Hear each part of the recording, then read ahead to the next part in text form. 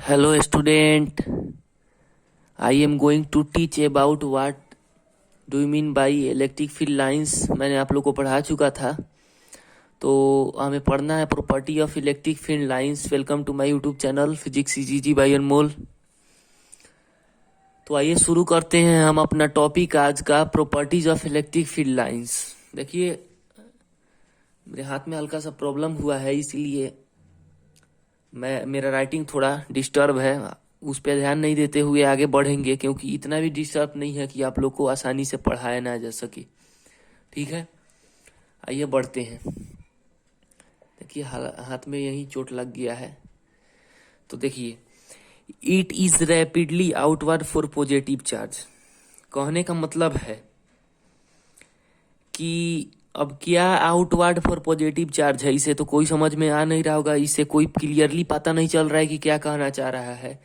तो मान लीजिए कि एक चार्ज है, जैसे कि मान लीजिए प्लस चार्ज ले लिए मैंने, तो जो इलेक्ट्रिक फील्ड लाइंस का जो डायरेक्शन होता है वह पॉजिटिव चार्ज के लिए आउटवर्ड डायरेक्शन में होता है। ठीक है, कोई प्रॉब्लम नहीं होना चाहिए। और जो निगेटिव चार्ज के लिए होता है वह इनसाइड के तरफ होता है, इनवर्ड के तरफ होता है। ठीक है, ठीक है, इनवर्ड के तरफ होता है। इलेक्ट्रिक फील्ड लाइंस का डायरेक्शन पॉजिटिव के लिए आउटवर्ड होता है और निगेटिव के लिए इनवर्ड होता है। अब देखिए दूसरा नंबर पॉइंट क्या कह रहा है। पहला पॉइंट हो गया, अब दूसरा पॉइंट समझेंगे कि देखिए जिसे नोट करना है आप लोग उस नोट कर सकते हैं पॉज करके एक एक चीज को।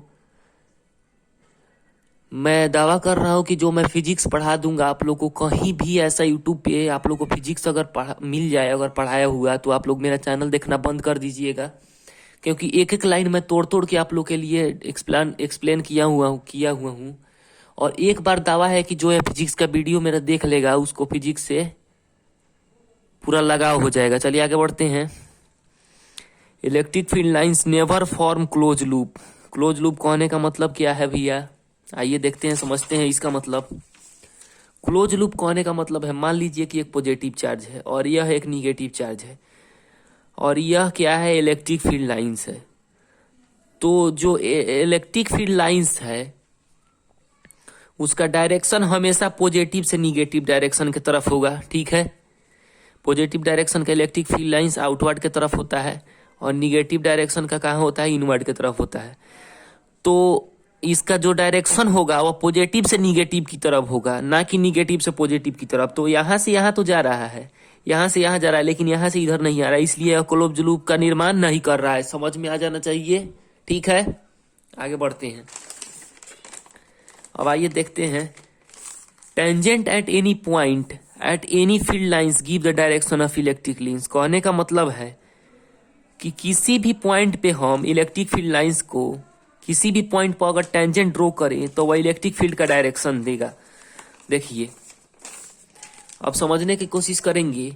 मान लीजिए कि एक यह इलेक्ट्रिक फील्ड लाइंस है, इस पे हम टेंजेंट ड्रॉ किए हैं, तो ये क्या दे रहा है, सॉरी हाँ, इस पे क्या किए हैं, टेंजेंट जब ड्रॉ किए हैं तो क्या कर रहा है, इलेक्ट्रिक फील्ड डायरेक्शन दे रहा है। इस पे ड्रॉ किए हैं तो अलग अलग पॉइंट पे जहां हम फील्ड लाइंस पे ड्रॉ करेंगे टेंजेंट को, वह क्या देगा, इलेक्ट्रिक फील्ड का डायरेक्शन देगा। समझने में कोई दिक्कत नहीं होनी चाहिए किसी को।